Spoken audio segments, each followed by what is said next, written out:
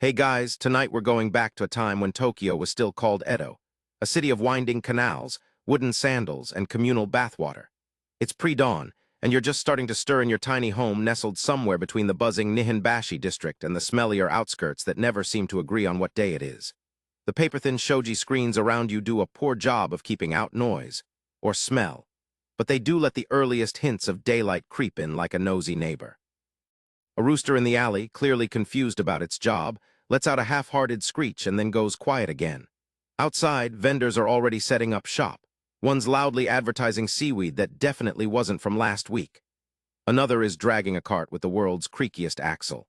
You lie there on your futon, cocooned in a blanket that's seen better centuries, wondering why your ceiling has a new crack shaped vaguely like a tanuki. This is your life in 18th century Edo, where the city might house 1,000,000 souls, but you're still pretty sure the same 5 people yell every morning. So before you get comfortable, take a moment to like the video and subscribe, but only if you genuinely enjoy what I do here. And if you're still awake enough, drop your location and local time in the comments. I love seeing where you're all tuning in from. Now dim the lights, maybe turn on a fan for that soft background hum, and let's ease into tonight's journey together. You sit up slowly, rubbing your eyes. The air is crisp, cooler than usual. Through the gaps in the wall, you hear your neighbors shifting around. Someone sneezes, someone else starts humming, someone else definitely just knocked over a lacquer bowl. Tatami mats creak beneath your knees. They always do. Not the creaky, haunted house kind of way, but more like a dignified old man trying not to groan too loudly when he stands. You stretch, yawn, and feel that distinct twinge in your back from sleeping on what is essentially a firm pancake. The shoji door slides open with that signature rice paper whisper. Outside your little home, the shared courtyard is already alive with movement. A girl's scooping water from a barrel with a ladle bigger than her head. An elderly man is squatting near the well, giving unsolicited weather predictions to a cat who's clearly not impressed. You shuffle toward the basin, stepping lightly to avoid disturbing the clusters of pebbles placed just so by the landlady, who insists they're aesthetic. No one really knows what she means, but no one dares move them either. Superstition, habit, or maybe just Edo HOA regulations, hard to say. Water is chilly, splashing your hands awake as you rinse your face. There's a moment where you meet your own eyes in the polished bronze mirror someone nailed to a post. Your hair is chaos. Your expression is functional. You're not going to win any beauty contests, but you might pass for someone who hasn't just drooled into their sleeve. Inside, breakfast sounds begin. A neighbor is already arguing with her daughter about whether pickled plums count as a full meal. Someone else burns something, judging by the faint scent of charred miso wafting through. The city is a soundscape of bamboo brooms, wooden sandals, and murmured chants as merchants prepare for the day.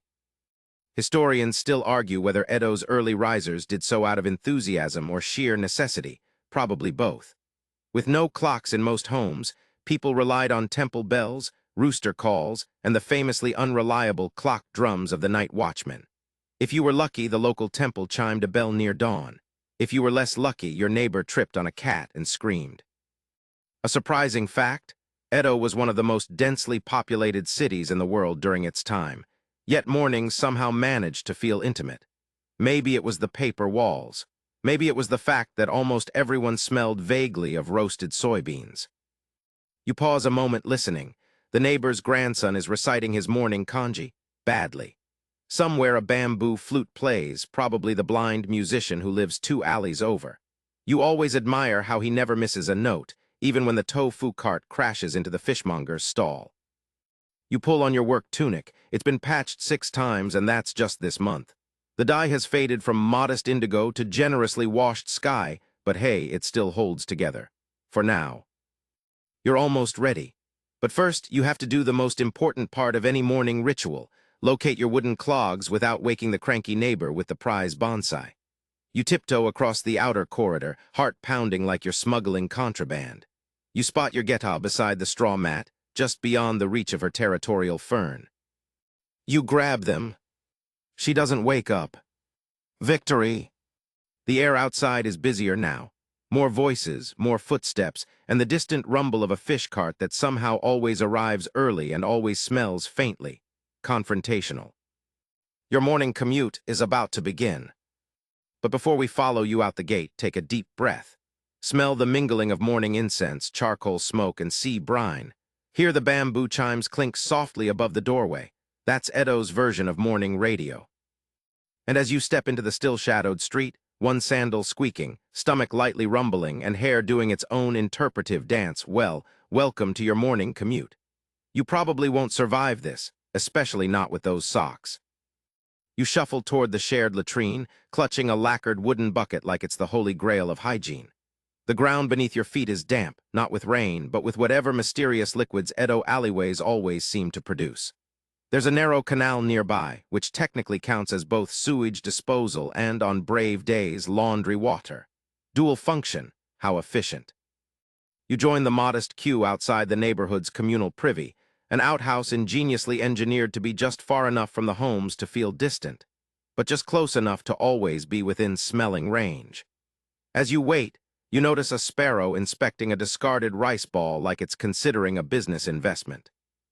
Behind you, a merchant stretches and lets out a groan that could rattle rafters. "Long night?" you ask. He chuckles. "Too much sake or not enough?" You nod solemnly. The Edo hangover scale ranges from mild embarrassment to woke up in a kabuki dressing room. It's your turn. Inside the squat toilet, there's a strategically placed jar of ash for deodorizing and a wooden paddle you'd rather not ask about. You make quick work of your business. It's not a place for loitering, and exit with a subtle sigh of accomplishment, having avoided splinters, eavesdropping children, and existential dread. Next up, brushing your teeth, or more precisely, scraping them. You pull out your trusty feud bow, a thin twig boiled, softened, and chewed until it resembles a tiny forest at one end. A bristle substitute. You dip it in salt, grit your teeth, and begin the daily scrape. It's oddly satisfying, like cleaning barnacles off a ship. A neighbor hums a folk tune as he does the same, and you wonder how many molars in Edo have been sacrificed to this ritual. Historians still debate whether this method truly cleaned teeth or just redistributed last night's pickled radish across your mouth. But it's better than nothing, and it gives you something to do while your landlady prepares breakfast. As you walk back through the alley, the sun is rising faster now, gilding the tile roofs with gold and making the city's wooden beams look almost romantic. A rat scurries by carrying a stolen sesame bun the size of its head. You make eye contact. It doesn't blink. Back inside, the smell of burnt rice crusts fills the air. Your landlady, bent at a 90-degree angle yet still spry enough to chase off delinquent cats, grunts in your direction. That's her way of saying good morning. She hands you a shallow bowl of millet rice, technically yesterday's, but today's by sheer force of will, and a wedge of pickled daikon glowing like a radioactive moon. You nod gratefully, ignoring the fact that it smells faintly like regret. "Rice tax is going up again," she mumbles, jabbing a crooked finger at the ceiling as if the government is hiding up there. "They want more from the farmers, so we get less." You nod again, chewing slowly. You've heard this speech before, at least 3 times a week. She slides a small dish of dried sardines across the floor with her foot. It's unclear whether it's for you or the house cat. The cat arrives seconds later and assumes ownership. You concede defeat.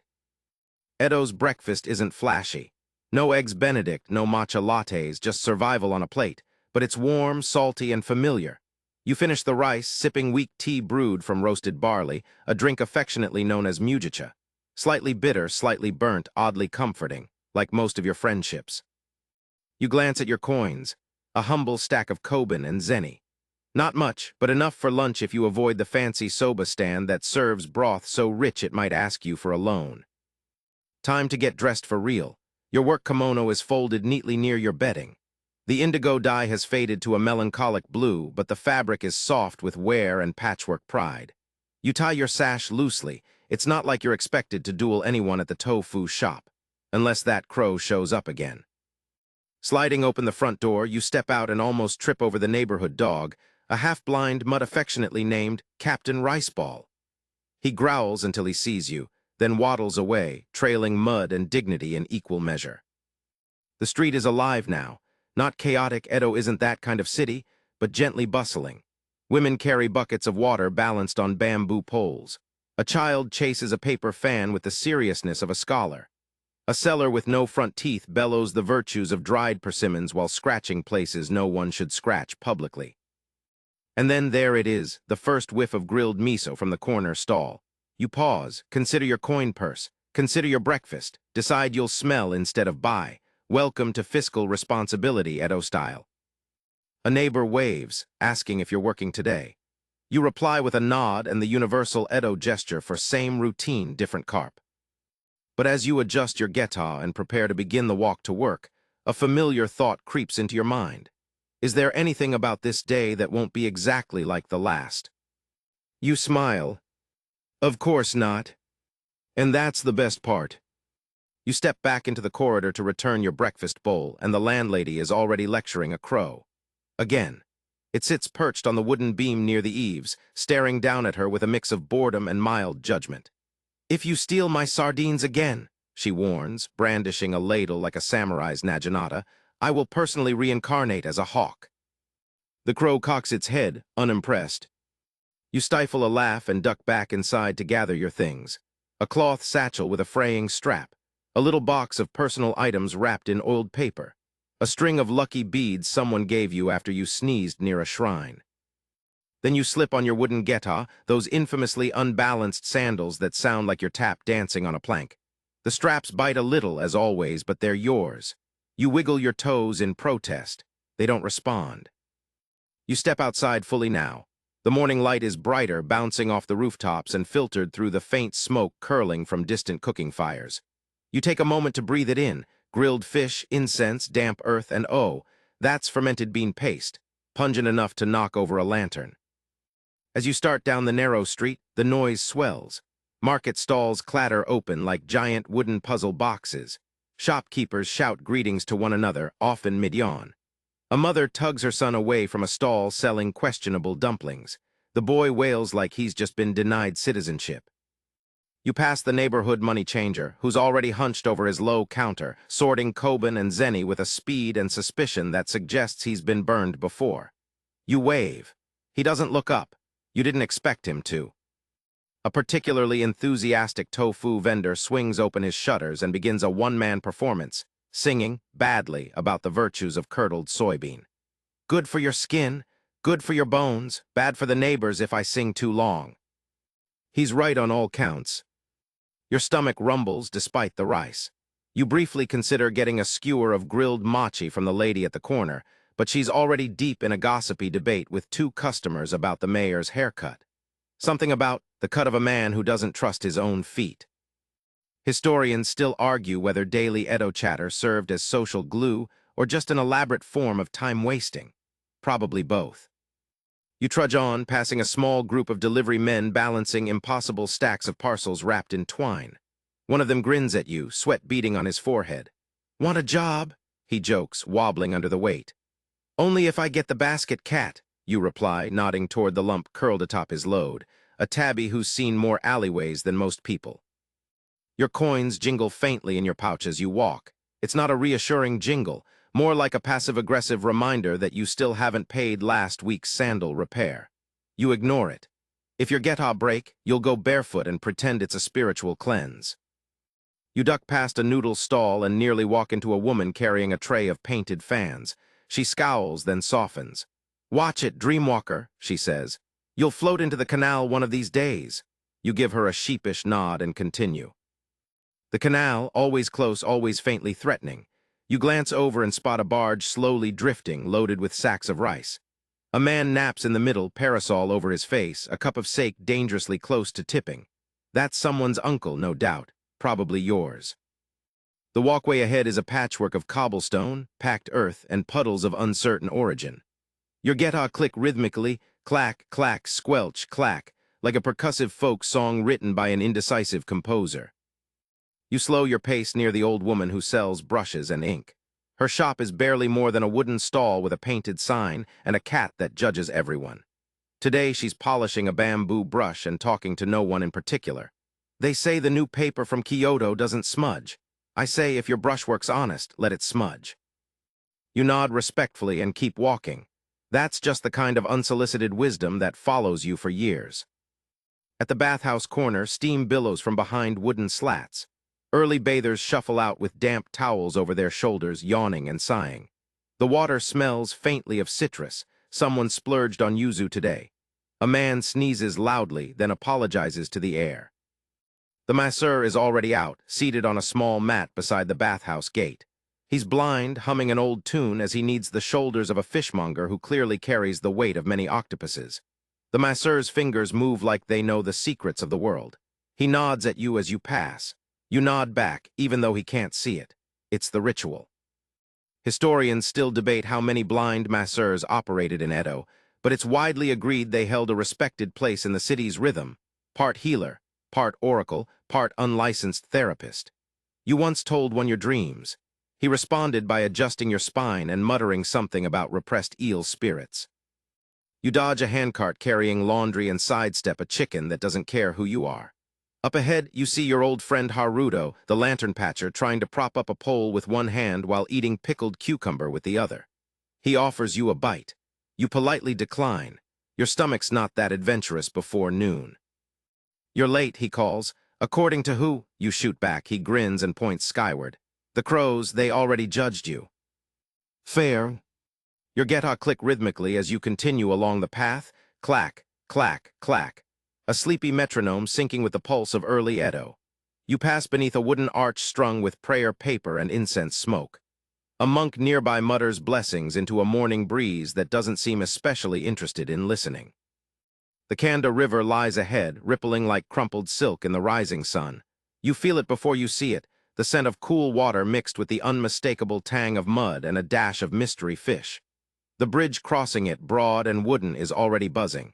This is where the commute picks up speed and eccentricity.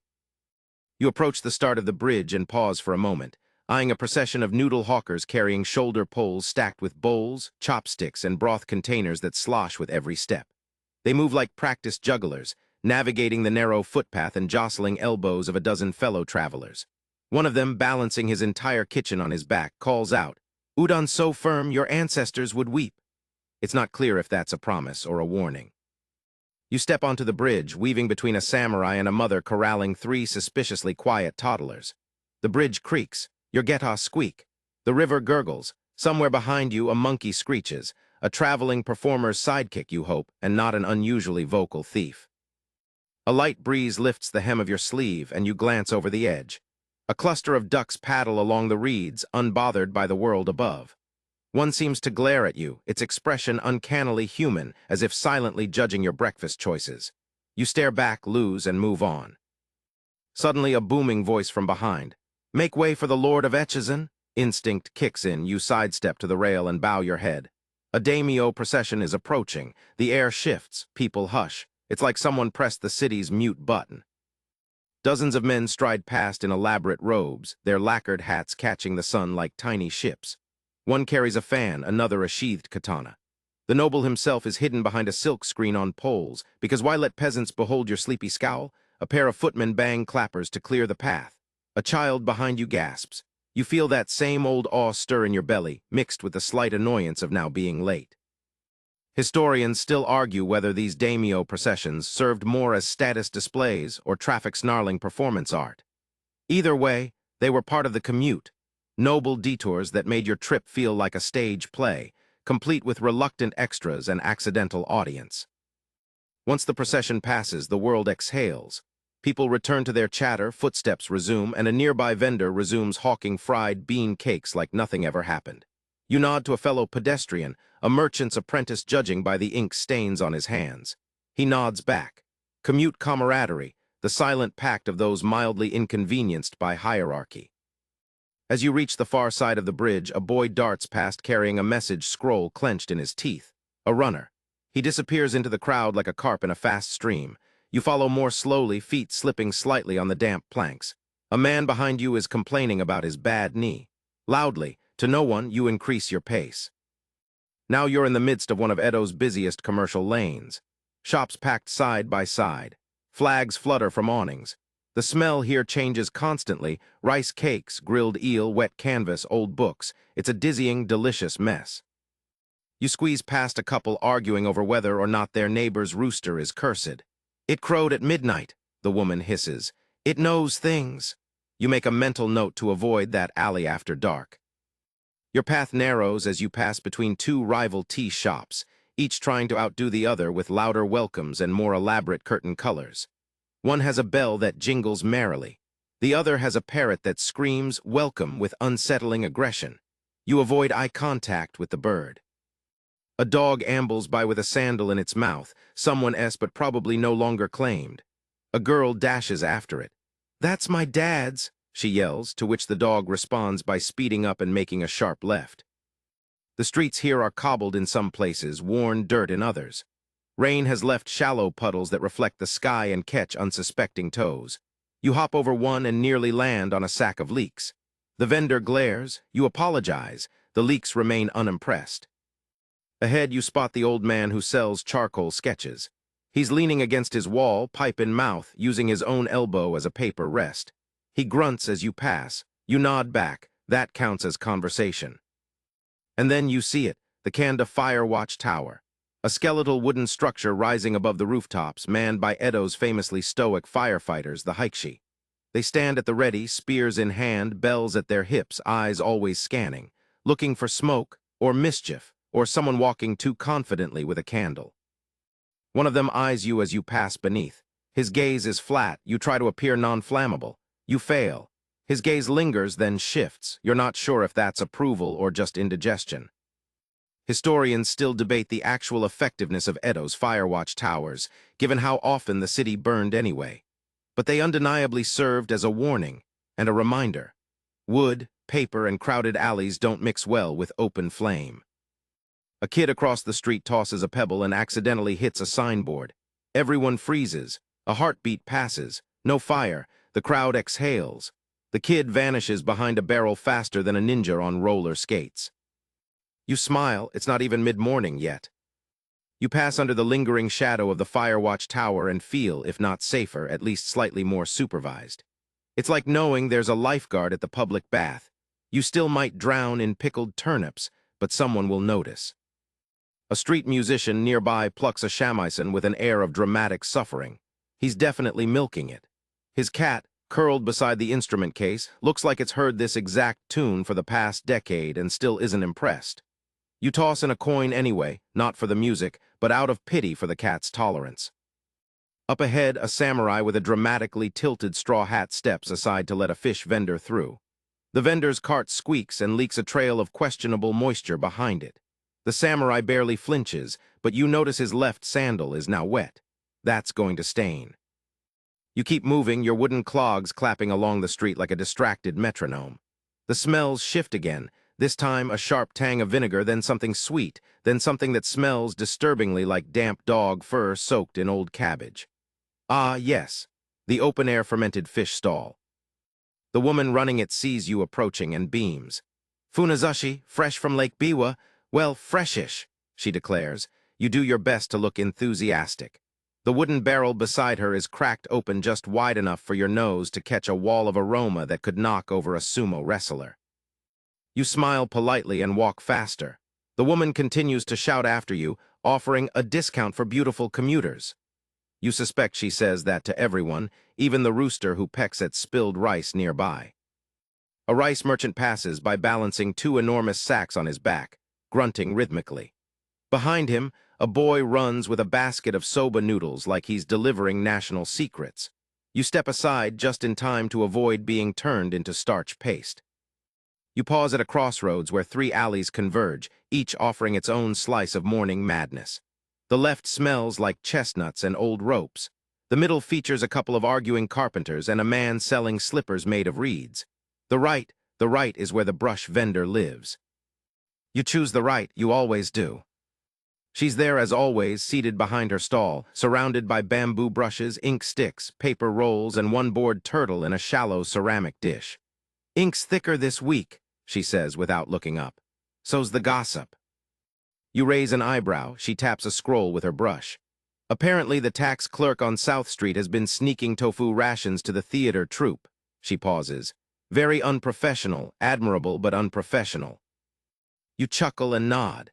Edo's economy may be rooted in rice, but its real currency is gossip.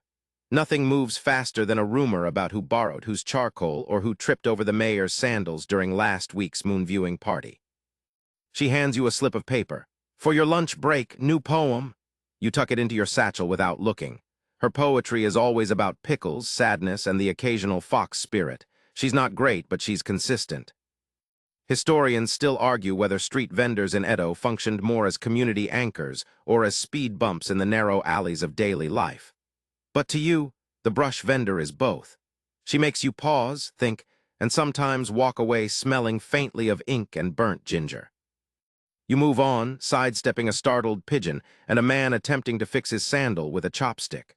Around the next bend is your favorite little nook of the city, a cluster of shops with overlapping awnings, each slightly crooked and seemingly held together by wishful thinking.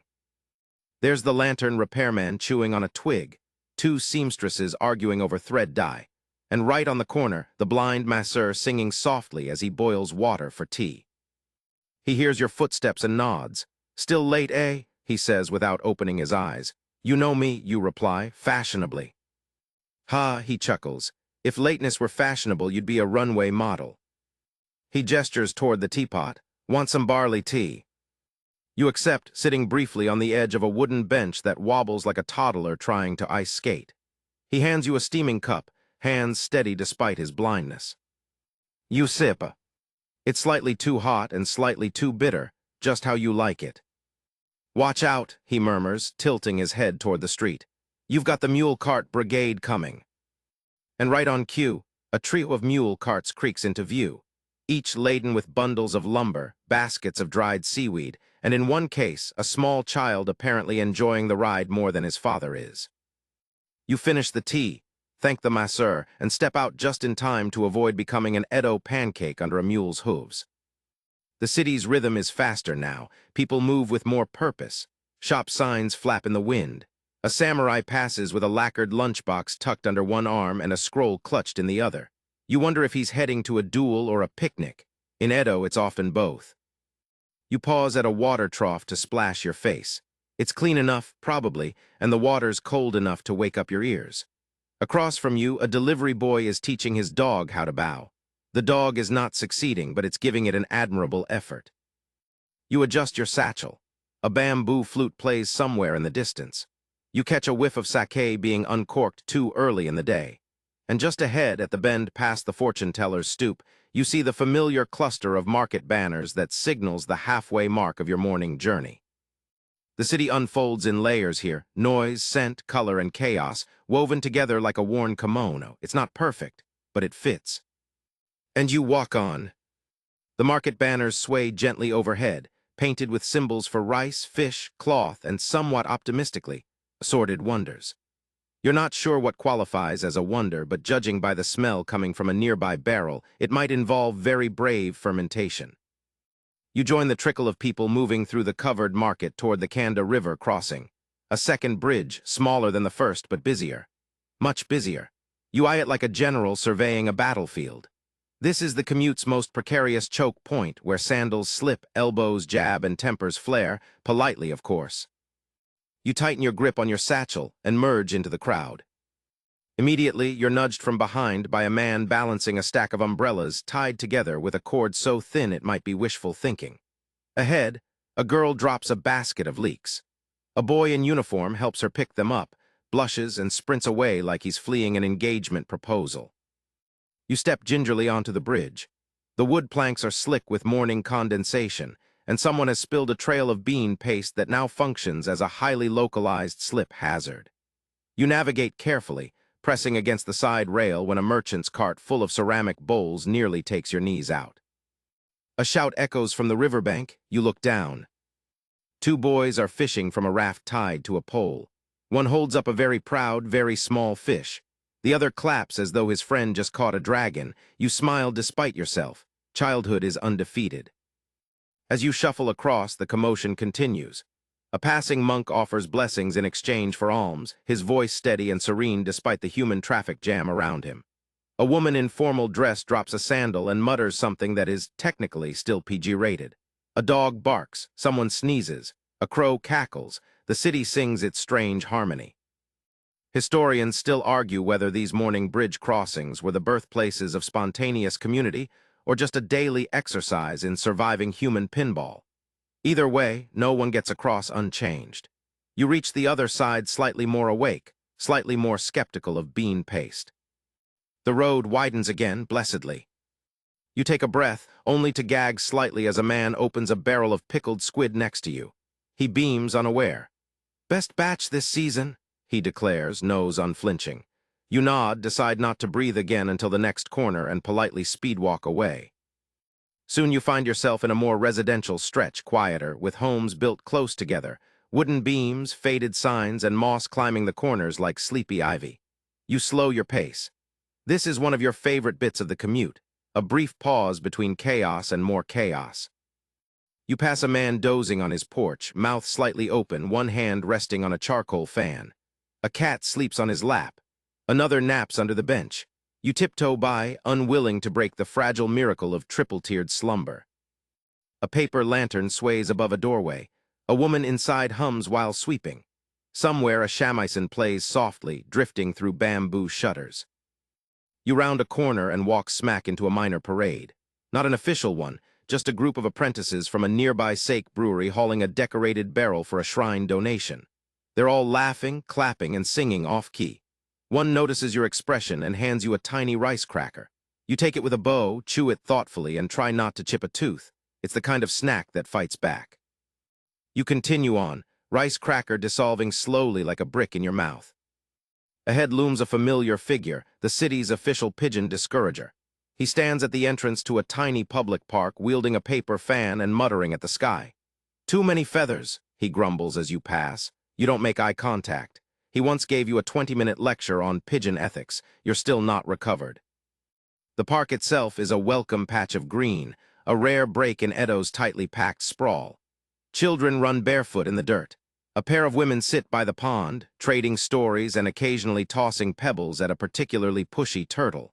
You detour through just for the peace of it.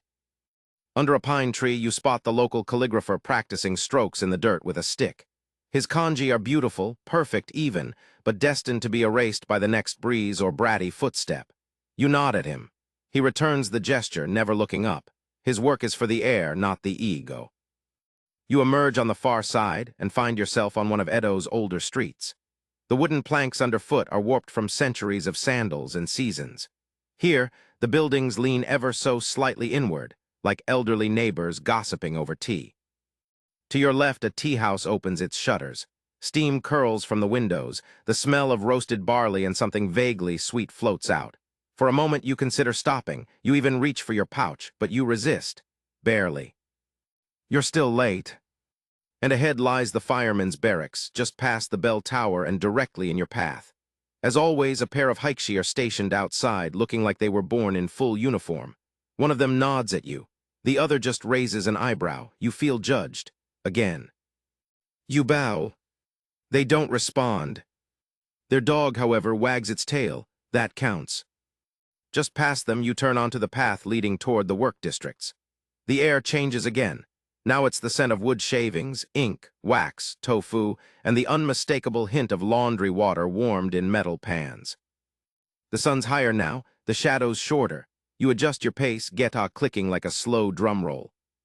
Still more commute ahead. Still more Edo to walk.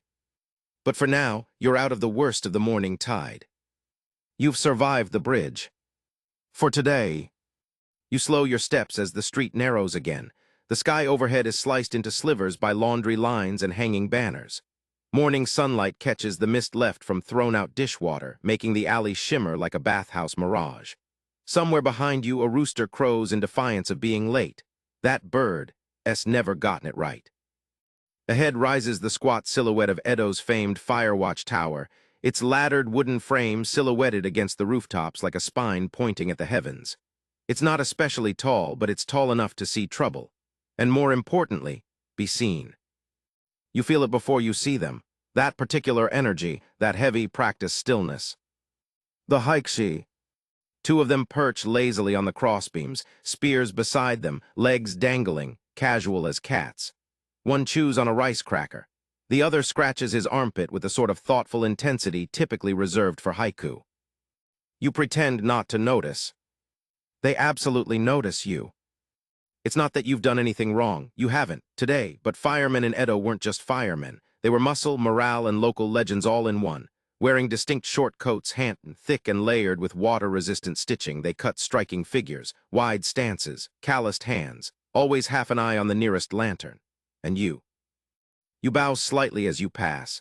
The one with the cracker nods, the other squints and mumbles something to his partner. You hear a chuckle, probably your hair.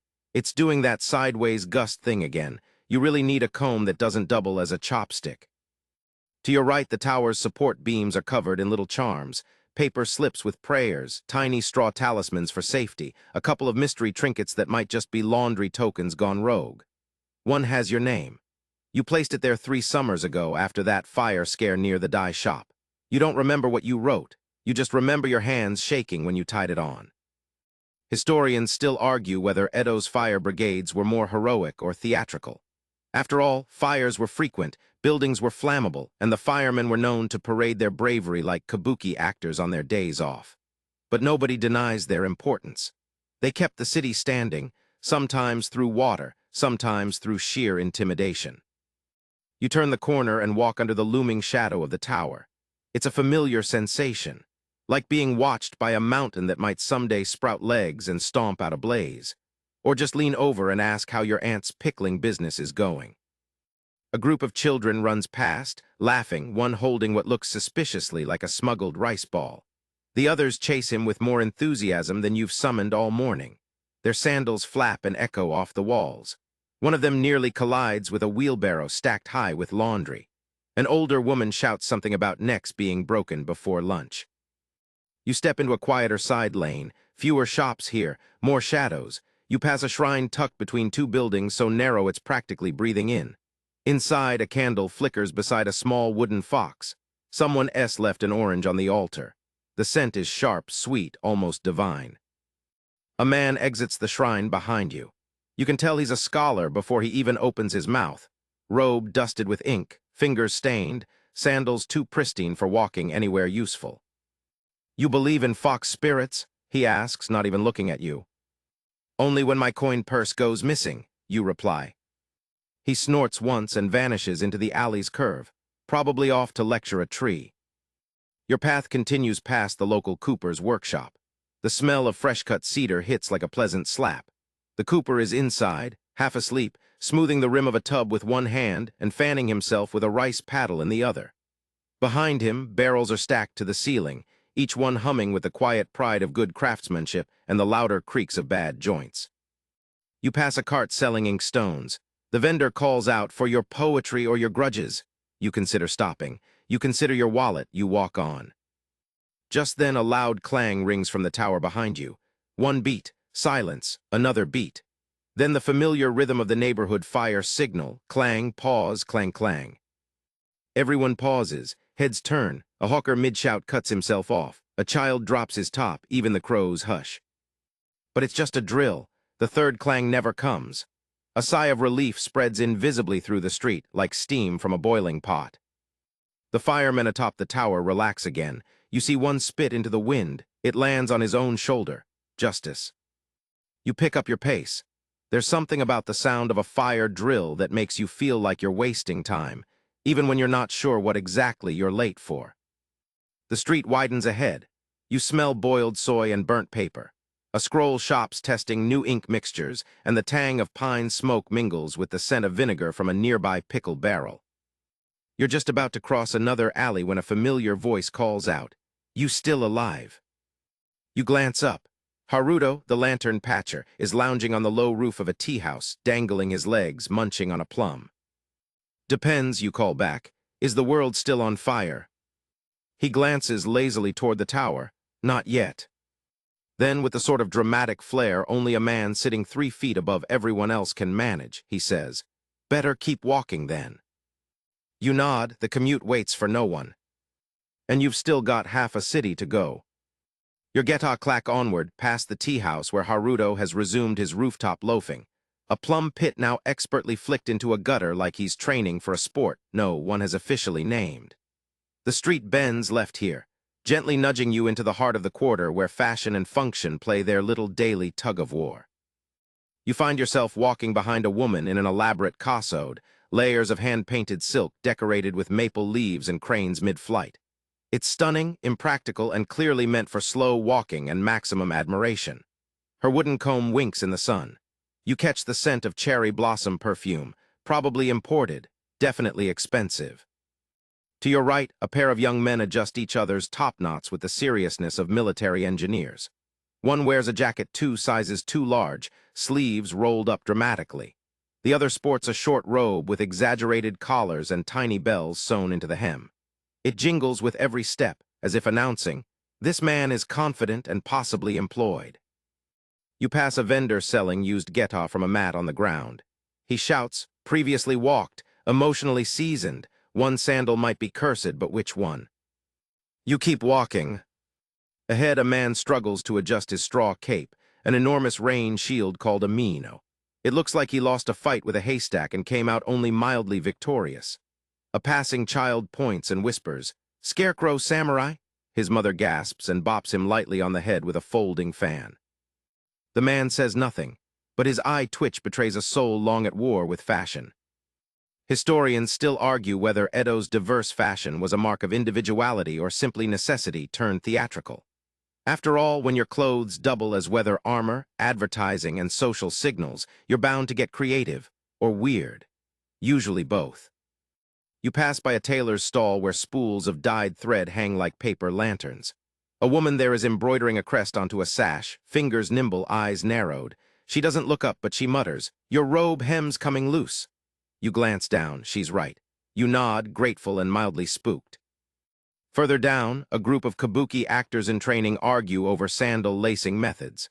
One insists that the tension of the knot reflects the tension of the soul, which sounds poetic until he trips over his own philosophical footwork and crashes into a tea crate. You sidestep a lacquer box full of hairpins and nearly run into a boy carrying a tray of freshly dyed indigo cloth. It flaps dramatically in the breeze like a parade of sleepy ghosts. He hurries past, leaving a trail of damp blue droplets and apologies. A woman sweeping her doorstep watches you pass and says, "You're lucky, the wind's on your side today." You want to believe it's a poetic blessing, but she says it while swatting at dust like it owes her money. You keep moving. There's a shop here that sells nothing but hats. Every shape, every weave, every questionable idea. You glance in the window and spot a conical sun hat shaped like a giant lotus. Practical? No. Stylish? Also no, but fascinating, deeply. The shopkeeper catches your eye and nods as if to say, "You could be bold."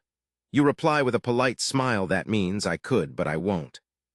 You pass a mirror stall where shoppers pause to fix their hair, adjust their sashes, and scowl critically at their own eyebrows. You do the same. The result is adequate. You move on. And then as you cross a narrow wooden footbridge over a drainage canal, you see him, the man with the 7-layer coat. He's legendary, at least in this part of town. Each layer a different color, a different season, a different mood. He looks like a walking festival, and somehow he never sweats. You've tried counting the layers before, but always lost track around 5. Today he's sipping tea through a bamboo straw and humming a tune that no one else seems to recognize. He nods at you. You nod back, as one fashion survivor to another. Just beyond the bridge is a row of second-hand kimono shops. The fabric flaps in the breeze like forgotten sails. A young woman tugs at a bolt of cloth, inspecting it under the light, muttering something about a wedding or a funeral, one of those. You slow briefly at a small cosmetics stall. Little pots of crushed seashell powder, charcoal eyeliner, and rice flour paste line the shelf. A young girl whispers to her friend, "If you paint your face white, the ghosts can't find you." Her friend considers this seriously. You decide not to correct them. Let them have their ghost logic. Historians still puzzle over the deeper meaning behind Edo-era beauty standards. Were pale faces meant to imitate nobility or simply keep the mosquitoes guessing? The truth may never be known. You're almost to the incense market now. You can smell it. But before you get there, a street performer appears, seemingly from nowhere, balancing a fan on his nose while reciting haiku about miso soup. Steam curls from the bowl. Secrets swirl with every sip. Too hot, still I drink. You drop a coin into his basket. He bows so low his hat falls off. Underneath he has another hat. Of course he does. You laugh softly and keep walking. The fashion crowd begins to thin as you approach the temple district. Here, robes are simpler, sleeves wider, and feet quieter. You catch glimpses of shaved heads and prayer beads. A monk waters a bonsai beside a gate. His posture is better than yours will ever be. You try to straighten your spine. It lasts 3 steps. Past the final corner before the incense market, a woman sells ribbons from a folding fan. Good luck in red, peace in blue, confusion in orange, she says. You buy a blue one, you'll need it. The incense smoke is waiting. So is the next stretch of your strange, sleepy commute. You enter the temple market like someone slipping into a warm bath, minus the bath, plus a generous serving of sandals scuffing and burnt sandalwood. The air is dense with scent, so thick it almost brushes your cheeks. Incense smoke coils lazily up from stone braziers, dancing skyward in little tendrils, like spirits stretching after a long nap. Monks in simple robes move among the vendors, nodding silently. Bells tinkle in the background. One is tied to a prayer wheel, another to a hawker's walking stick. You wonder if anyone can tell which is which. Your sandals make no sound on the smooth stone underfoot. The crowd here moves slower, more hushed. Even the gossip seems to whisper. You pass an old man trying to trade a lacquered comb for a bag of sweet radishes. The stall keeper is skeptical but curious. You duck under a fabric awning printed with lotus blossoms and find yourself face to face with a stall of incense packets. The seller beams at you with the force of 10,000 polite salesmen. Rose for love, pine for courage, sandalwood for, well, sandalwood, she chirps. Her table is an ocean of color, red, gold, brown, ash gray. Each bundle wrapped with a different ribbon, each named more dramatically than necessary. You pick up a packet labeled Evening Tranquility in the Mist of Rebirth. You put it down. You're not ready for that level of commitment before tofu. Nearby, a young monk sweeps the path with a handmade broom, murmuring a mantra that sounds like he's halfway between enlightenment and breakfast. His sweeping is oddly hypnotic, and you follow the motion with your eyes until someone clears their throat behind you. It's a woman with a basket of charms, amulets for protection, safe childbirth, good grades, and surprisingly specific ones like success in fish pickling. You buy one labeled Avoid Pointless Conflict. She throws in one for digestive harmony with a wink. Maybe she noticed you avoiding the fermented squid stall earlier. You pass a trio of pilgrims kneeling before a prayer board, tapping their heads 3 times before scribbling on a wooden ema plaque. One writes something about his mother-in-law's stubborn carp. You decide not to read further. Historians still debate how deeply Edo commoners engaged with temple rituals. Some saw them as sacred, others as spiritual insurance. But the smell of incense, the hush of morning chants, and the ritual of passing through seemed to wrap people in a blanket of borrowed calm. A brief escape from tofu wages and shared privies. You slip around the side of the main shrine and take a shortcut through the market's back path, narrow, quieter, still heavy with aroma. A pair of lanterns hang overhead, swaying in a rhythm only they understand. A chicken wanders past. No one owns it, but it's clearly in charge. To your left, 2 men squat over a game of Go, playing with stones made of polished shell and murmuring their turns like they're moving armies instead of pebbles. One nods to you as you pass. His opponent doesn't look up. He's losing. You pause by a vendor roasting chestnuts in a clay pan. The smell is nostalgic, warm, nutty, with a faint tinge of smoke that always makes you think of winter mornings. You ask for one. He hands you 2. "The second's for your shadow," he says, then winks like he just said something cosmic. You thank him and move on, biting into the first. It burns your tongue, but you nod like it didn't. Dignity preserved, mostly. A stray cat appears and trots alongside you briefly. It's the mailman's cat. Everyone knows it. It lives in his basket, naps on delivery routes, and seems to know more about the city's secrets than most people. Today it's on patrol. You nod. The cat doesn't respond. It never does. Up ahead, a small bell rings from inside a nearby temple structure. A priestess steps out, carrying a tray of water ladles. She dips one into the stone basin and gently pours it over the hands of a small child. The child laughs. You feel something in your chest unclench just a bit. The path curls past a garden of gravel and moss. Raked into waves, it looks like a still sea. A priest sweeps leaves from the gravel with a fan. Not a broom, a fan. It's not about efficiency, clearly. It's about presence. You feel yourself slowing again. And then your shortcut ends. The path opens back onto the main street. The noise creeps back in. Shouting bells, a vendor clapping sticks together to announce dumplings. You're back in it. The soft reverie fades like incense smoke curling into nothing. But something stays with you. Maybe the rhythm of the sweep or the chestnut warmth or that cat's ancient stare. You adjust your satchel, pull your robe tighter and keep walking. The tofu shop's still ahead. But for now, the temple market drifts behind you, slow and sacred and slightly smoky. You barely make it 5 steps before your nose twitches. Something on the breeze smells untrustworthy. You slow down, squinting as if that might help you see what you're about to smell more clearly. There it is again, that signature pungent tang, equal parts vinegar, pond sludge, and broken promises. You turn the corner and sure enough, there it is, the fermented fish stall. It's more of a landmark than a shop, really. Nobody forgets where it is, not because it looks special, just a wooden crate with a tattered cloth banner, but because your sinuses won't let you forget. The stall owner grins the moment he sees you approach, as if the aroma itself is a welcome mat. "Funazashi," he shouts, arms wide. "Straight from Lake Biwa, aged for 2 summers and a monsoon." You offer a polite bow and try not to inhale. The barrels are open today, wooden tubs filled with what appears to be fish parts. Fermented, mashed, re-fermented, and aged in cooked rice until they reach what Edo citizens might generously call flavor maturity, and what your stomach calls absolutely not. The smell hits you full force. It's not just a smell, it's an experience. Your eyes water slightly, your tongue curls defensively. Somewhere nearby, a dog whines and changes direction. A group of schoolchildren runs by, holding their noses and laughing with the glee of those not yet burdened by adult dignity. Still, you nod to the vendor. "Business good?" you ask through clenched nostrils. "Great," he beams. "Sold 3 barrels yesterday, 1 to a monk, he only cried a little." You manage a weak smile and shuffle past, trying to let your other senses take over. There's the sound of ladles clanging in a noodle shop, the rustle of fabric as a merchant unpacks his silks, the rhythmic call of a sweet potato seller 2 streets away.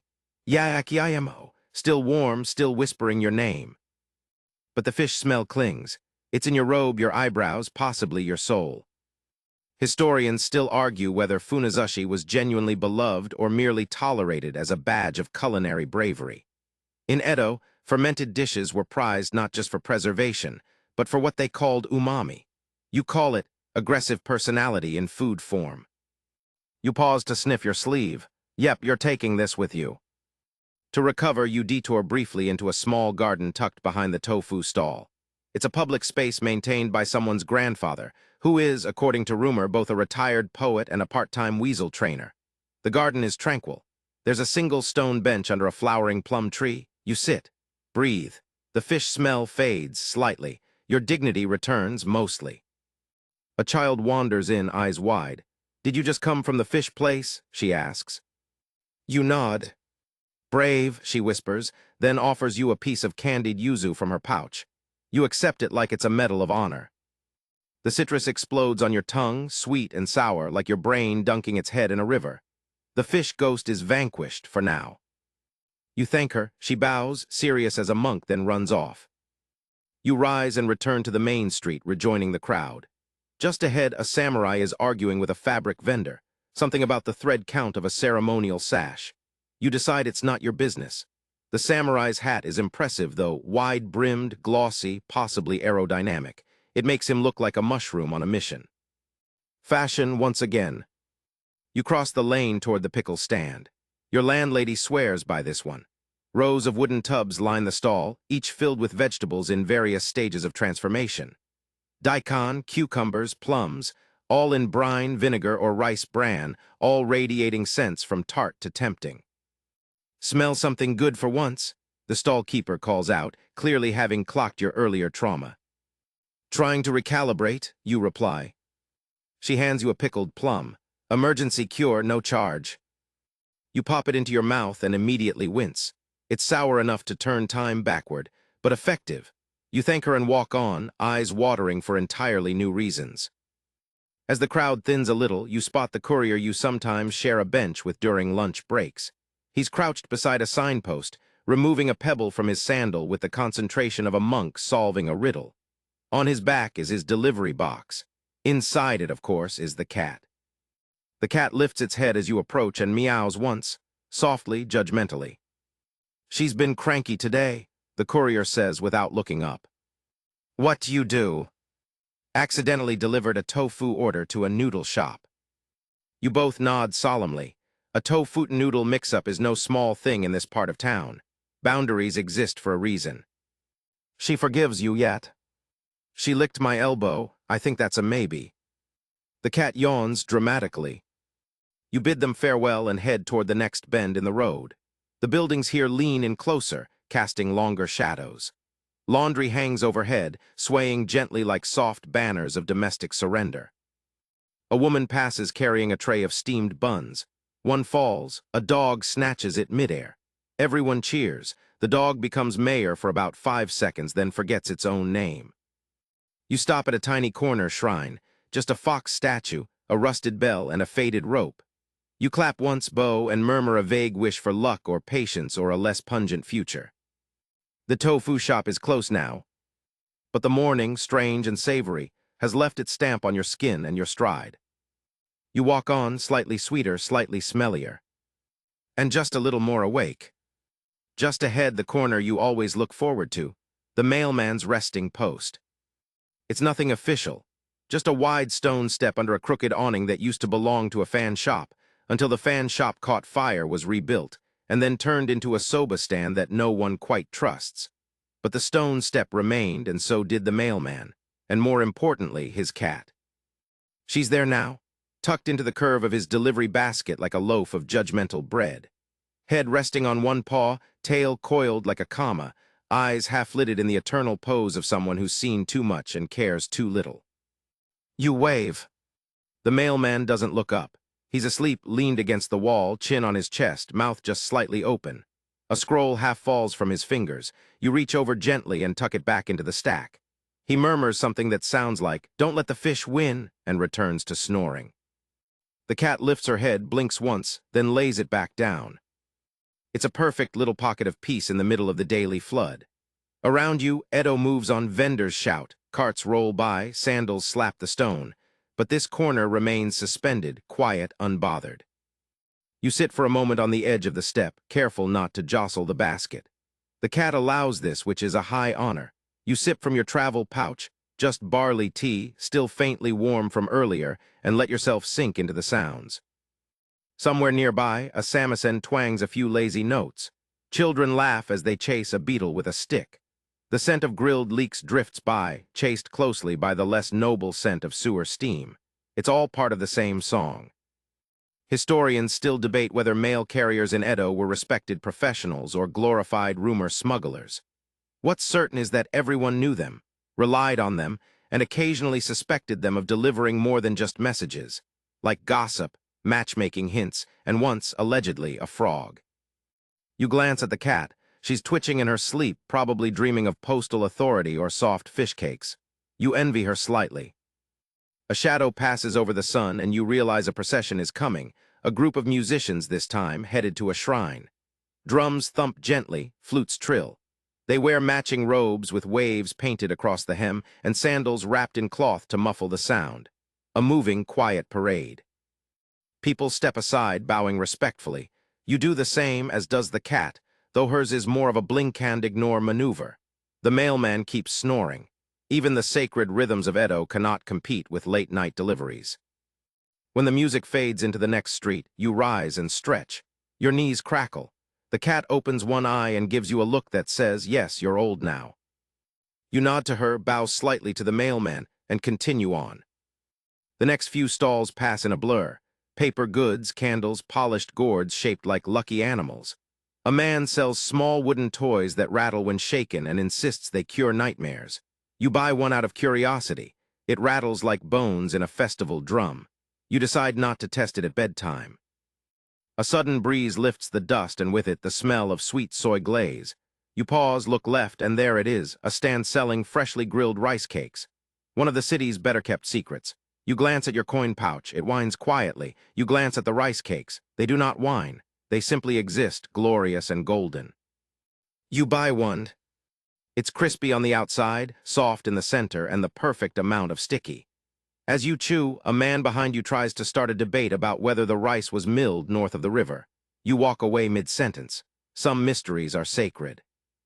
Further down, you notice the notice board, one of Edo's kasatsu or public message stands. People gather there every morning to check new announcements. Today, a small crowd murmurs in low tones. You join them. The new postings include a warning about wild dogs in the southern quarter, an update on rice prices, up again of course, a notice banning the performance of foreign songs in bathhouses. You read that last one twice. Historians still argue whether such bans were about politics, propriety, or simply the city council's war on catchy choruses. Regardless, you hum a suspiciously foreign-sounding tune under your breath as you walk away, just out of earshot. You're close now. You pass the weaver's house where colorful threads stretch like a rainbow trapped in rope. The weaver herself stands outside, slapping dust out of a rug. You nod. She nods. You both pretend you don't see the pickled plum stain still haunting the fibers. And then the final landmark before your destination. The empty fountain that hasn't worked in 2 years but still attracts birds, errant children, and once, a drunk eel merchant who claimed to have seen a goddess in its mossy basin. He lost all credibility when he tried to sell her autograph. You stop for a moment. The cat has followed you. Or maybe it just found a better sunbeam here. Either way, it curls beside the dry fountain, closes its eyes, and becomes part of the scenery once again. You smile. The tofu shop is just ahead. But for now, this moment, this resting cat, this mossy stone, this lazy slice of morning, is yours. You push onward, belly warmed by grilled rice and sun now angling just enough to make your robe feel like a hot compress on your back. The rhythm of the street shifts again. Fewer monks, fewer incense stalls, and more of Edo's uniquely pungent category of labor. Garbage, chamber pots, and the odd mystery barrel best left unexplored. You hear it before you see it, the wet, thudding roll of wooden wheels over uneven stones. Then the slosh, then the smell. Coming toward you is one of the city's many sanitation crews, their cart overloaded with the day's discards. A man up front pulls, a man at the back pushes, and both wear expressions like they've smelled the very soul of this city. And it blinked. One man wipes his brow with a cloth that gave up being white several seasons ago. The other waves cheerfully. Out of the way, friend, she's got momentum. You step aside quickly as the cart rattles past, trailing an olfactory signature so bold it could be bottled and sold as a cautionary tale. It's a slush of food scraps, night soil, old textiles, and something with feathers. Possibly yesterday's futon, or someone's hat. No one's brave enough to check. The back of the cart reads, "For fertile fields and fearless farmers." You watch them disappear down the road toward the collection canal, where much of Edo's waste will eventually be floated away, composted, or, if rumor is to be believed, transformed into elite daikon fertilizer. You never looked into the science of it. You're not sure you want to. Historians still debate just how organized Edo's sanitation was. While the city's system for human waste collection was shockingly efficient, the gray areas, like fish heads, broken buckets, and cursed sandals, remained a lively concern. Still, it worked. Mostly. The city kept breathing. You continue on, nose partially numbed, only to almost walk straight into a man hauling another kind of waste. Broken dishes. A crate clinks with every step. Bits of porcelain rattle with a faintly musical tone. He looks at you and grins. Today's shattered dreams, tomorrow's mosaic. You nod. Either he's a philosopher or he's hit his head on one too many beams. Possibly both. A group of children trails behind him, daring each other to poke a suspiciously sealed jar he set down for a break. One child pokes. It burps. Everyone flees, including the jar owner who mumbles something about fermented beans gone rogue. You pass a row of small homes, each with a bucket outside labeled either dry or wet. You don't think too hard about what's in which. A woman across the way tosses gray water from a basin, expertly avoiding a cat perched on the fence. The cat doesn't flinch. Edo cats are built different. Near the next corner, a sharp voice cuts through the ambient bustle. You can't just dump pickled radish brine into the street. You pause. 2 women are mid-argument. One is holding an empty tub, the other a broom and a moral high ground. "Where else am I supposed to put it?" the brine dumper retorts. "In your personality, apparently." Oof, you keep walking, quickly. You take a shortcut through a back alley where the walls lean a little too closely together and the ground is suspiciously sticky in places. You pretend it's just spilled tea. Your soul knows better. On the far side, you emerge into a calmer stretch of road. A compost seller has laid out woven sacks of rotting vegetable matter, each labeled with calligraphy so beautiful it could make a poet weep. "Would you like a scoop of squash, peel, and serenity?" he asks. You pass. There's a rhythm to this part of town. Every few meters, a household tips out a bucket. A laborer shouts a greeting. A bird steals a morsel. Life, decay, and rebirth all within a 10-step radius. Nothing's ever still. Nothing's ever clean, but nothing's ever boring. Just ahead, the bell chimes from the nearby tofu shop. Once, twice. Long pause, you're not late, but you're adjacent to punctual, Edo's version of on time. You're nearly there, but one last obstacle remains. A pair of geese. Not wild ones. These belong to the basket weaver 2 doors down, and for reasons no one understands, they're allowed to roam freely between the shop fronts like feathered gatekeepers of chaos. Today they're in fine form, side by side, necks high, glaring at passers-by like tax collectors with beaks. You try to walk around. One hisses. You take a slow, measured step backward and offer a polite bow, as is culturally appropriate when confronted by avian aggression. The geese allow you to pass. You cross in front of a rice merchant sweeping his stoop. He watches the geese too and mutters, "I swear they're reincarnated tax officials." You nod in solemn agreement. And then, finally, the end of the waste route where the smells fade, the puddles dry, and the air smells faintly of fried tofu and damp wood. The tofu shop is only 2 corners away now. You can already hear your boss coughing. That's how you know he's inside. That and the crow. Oh yes, that crow. But more on him soon. For now, your feet are still sticky, your senses slightly stunned, and your appreciation for Edo's garbage crews newly refreshed. 2 corners to go, and already the rhythm of the neighborhood changes. It's the zone of posted notices, bamboo bulletin boards, and all the assorted reading material no one asked for but everyone reads anyway. You approach the Tsujihyo, the public message wall. There it is, a wide wooden board mounted at an angle, paper flyers and brush-written announcements pinned with slivers of bamboo, fluttering slightly in the morning breeze like lazy moths. Half the city passes here on their way to something more important, but everyone stops. Everyone. You join the small cluster of readers. Let's see. A curfew notice. All residents of the 3rd District are to be indoors by the hour of the dog. Vague. You're not even sure what time that is anymore, but your body knows it's when your knees begin to creak in chorus. An announcement about a new toll on the Western Bridge. Groans from the crowd. One man mutters, "First it's tolls, then it's taxes on sunlight." You believe him. A rice price update scrawled in thick black strokes. White rice plus 2 mon per measure. A collective sigh ripples through the viewers like a gust of weary wind. Someone whispers, "Time to get creative with millet again." Then your eye catches a smaller note, brushstrokes fancier than usual. By order of the magistrate, humming or singing foreign melodies is strictly forbidden within bathhouses. Offenders will be fined, washed twice, and possibly mocked. You read it twice, out loud, softly. The man next to you, middle-aged, sandal-mended, with the gaze of a man who's seen at least 4 bad kabuki plays, leans in. "I think they're talking about that sailor song with the yo-ho part," he says. You raise an eyebrow. "That one's been stuck in my head for 3 days. He nods. "Exactly, a public safety hazard."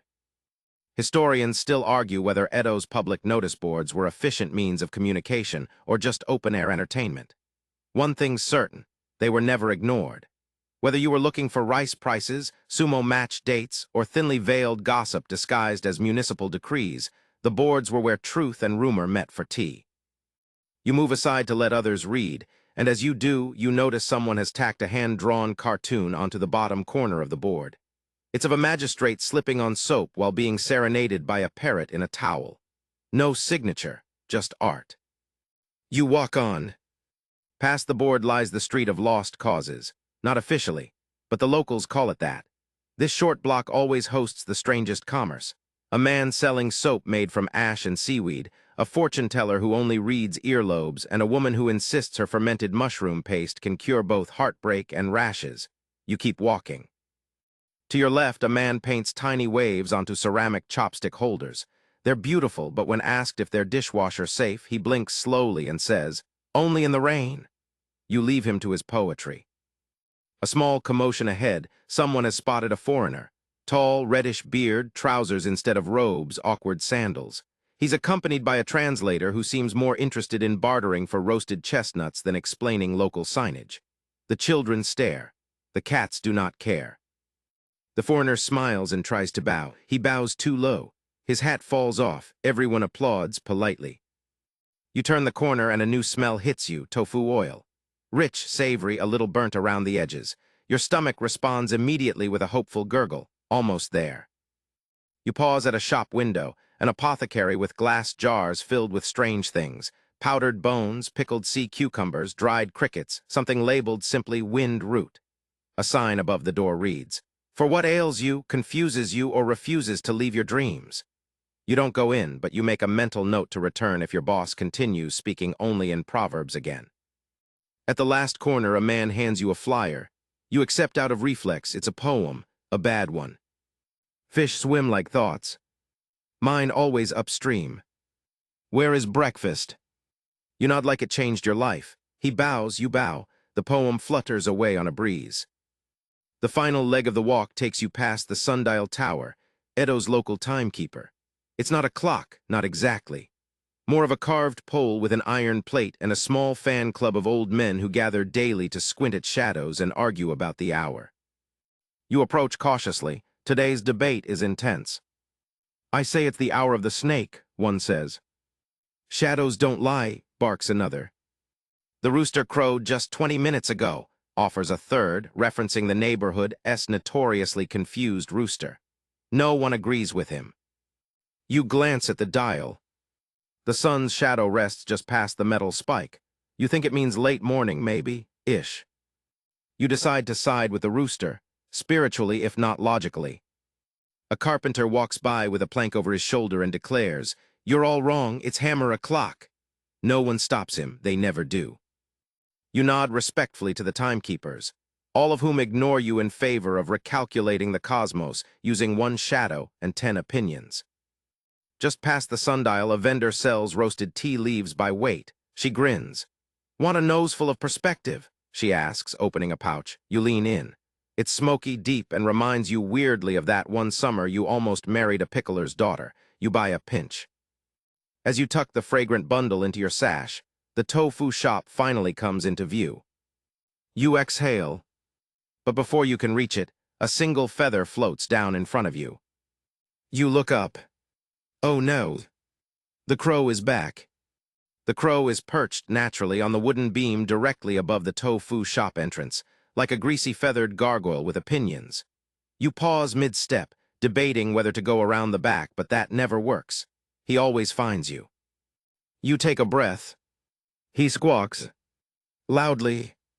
Your boss once claimed that the crow had lived here longer than he had, that it was the reincarnation of his former supervisor, come back feathered and furious. At first, you thought he was joking. Now, after 3 years of being cawed at every single morning, often with uncanny emotional accuracy, you're not so sure. The crow fluffs its wings, shifts its weight, and releases a sound that is part insult, part welcome, and entirely unnecessary. You try to ignore it. Your pace slows as you pass beneath it. You avoid eye contact. This is key. Crows interpret a direct stare as a challenge, and you've already lost that fight twice. You reach the sliding door. It squeaks in protest as you nudge it open. Inside, the tofu shop smells as it always does at this hour, warm soy, damp cedar, and the faintest undercurrent of resentment. You step in. "Late," says your boss without looking up. He's kneeling behind the prep bench, slicing a block of firm tofu with the precision of a man who once considered calligraphy but settled on bean curd. His sleeves are rolled up, his eyebrows permanently furrowed, and his voice always 2 notches too gravelly for a man under 50. "Shadow said it was rooster o'clock," you reply. "Your shadow lies," he says. "Your shadow smells like pickled plum." "Fair." You slide off your geta and line them up neatly beside the others. One pair is missing its strap. Another has been repaired with what looks like twine and stubbornness. The crow squawks again from outside. Your friend S here, your boss mutters. He's not my friend. He only screams at you. That doesn't mean friendship. Sure it does, in-laws do it. You wipe your hands on a cloth and move to your station, a long wooden board, slightly bowed in the middle from years of use. Beside it, a bucket of warm water, a stack of cheesecloth, and the morning's first delivery of soy mash, still steaming from the mill down the street. Your hands move automatically. Scoop, press, fold, squeeze, let it sit. It's muscle memory now. You could do this half asleep. Sometimes you do. Behind you, your boss continues his slicing, muttering under his breath about the rice tax and the mayor's haircut. Someone raps on the doorframe. It's a delivery boy with a receipt. The boss signs with a brush dipped in tofu water. You're not even sure he knows. Tell your crow to keep it down, he grumbles. He's not. You're responsible, he's your omen. You sigh. Outside, the crow calls again, this time in a tone that can only be described as smug. You wonder if he knows about the fermented fish incident. Somehow, you think he does. Historians still argue whether crows were viewed in Edo as bad luck, divine messengers, or simply nosy neighbors with feathers. One thing is certain, they remember faces. You once threw a bean at this one. You've paid for it ever since. You finish pressing the first block, lay it gently into a cloth-lined tray, and begin again. The tofu must be shaped, sliced, and weighed before the noon rush. A woman in a blue robe appears at the window. She asks for soft tofu wrapped with a pinch of salt. You package it with practiced care and exchange it for coins warm from her sleeve. The crow squawks. Don't tip him, you say. She laughs. Maybe I should, she says. He probably watches my house. He watches everyone's house. The shop returns to its quiet rhythm. Steam rises from the vat near the back wall. Water drips into a tin bucket from a leak no one bothers to fix anymore. Somewhere in the rafters, a cricket chirps, likely employed by the crow to create ambience. You lean against the bench for a moment, stretching your spine. The morning's weight lingers on your shoulders. Fish smell, child gossip, incense dust, and the persistent hum of 10,000 strangers walking beside you. Your boss grunts and nudges a tray toward you. Deliver this to the bathhouse at lunch. Again, they pay well. They tip in radish coins. Then ask for better radishes. You glance out the door. The crow is still there, watching. His head tilts slightly. Do not follow me, you say under your breath. He blinks. You swear he smirks. Just then a child bursts into the shop, clutching a fan and out of breath. Is this where tofu comes from? She asks, eyes wide. You and your boss freeze. You exchange a look. No, he says. Yes, you say. The child looks confused. Actually, you continue. It grows in the mountains in wooden boxes every Tuesday. Her eyes widen further. Your boss sighs. Go home, small cloud, he says, before your imagination eats all our profits. She bows, giggles, and runs out. Outside, the crow flutters off the beam and follows her down the street. You exhale. Finally, you turn back to your tofu, press the next batch into shape, and let the quiet of the shop settle around you like steam over warm cloth. For a moment, the only sound is the soft creak of the wood, the quiet drip of water, and your own breath, steady, calm, and just a little soy-scented. You continue your quiet rhythm, scoop, fold, press, breathe, while the city hums outside like a distant lullaby. The tofu settles into its tray like it belongs there, warm and pale, catching slivers of sunlight that sneak in through the slatted window. From the back room, your boss groans as he tries to stand too fast. I'm not old, he mutters, just compressed by time. You resist the urge to comment. He's said this every morning for 5 years. It's his way of marking the hour. The bell over the shop door jingles. You don't turn. Based on the pattern of footsteps, 3 fast taps, 1 deliberate stomp, you already know who it is. A neighborhood kid, probably Kajiro, tofu thief, self-proclaimed rice ball whisperer, currently 6 years old and utterly fearless. You have any of the crispy corners today? He asks, attempting casual. He's short enough to lean on the counter without technically being allowed to. No, you lie, pressing harder into the current block of tofu. I saw you cut some earlier. You saw a dream. He narrows his eyes. Your apron smells like crispy. You give him the smallest corner, just to preserve the peace. He grins like he's won the lottery, bows dramatically, and bolts outside. A moment later, the crow squawks again from somewhere down the lane. You sigh. You didn't have to feed both of them, your boss says, finally hobbling over.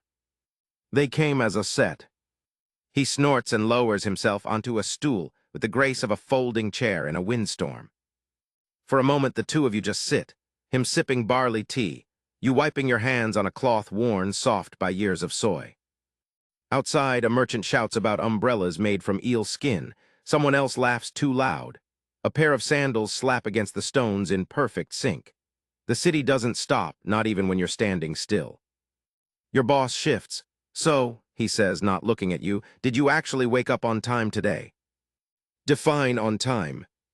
He raises an eyebrow. I was only, well, the sundial said, actually the rooster said. He grunts, just say no. No. He takes another sip. You at least make the whole commute. You nod, every street, every smell. He smirks, including the fish stall. You close your eyes, unfortunately.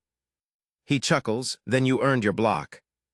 You glance at the tofu, soft, firm, quiet, patient. Just like Edo, just like the morning. He nudges a wrapped package across the counter toward you. Lunch, he says. Don't trade it for poetry this time. You grin, it was a very good haiku. He rolls his eyes and turns to shuffle a tray of deliveries into order. You tuck the lunch into your satchel and step back outside. The light has shifted. Shadows are shorter, the air warmer, the sound of street vendors louder now, more insistent. You've stepped from the gentle trance of morning into the chattier noon tide of the city. The crow is back on his beam. He tilts his head, just one eye visible, watching. You win, you say softly, again.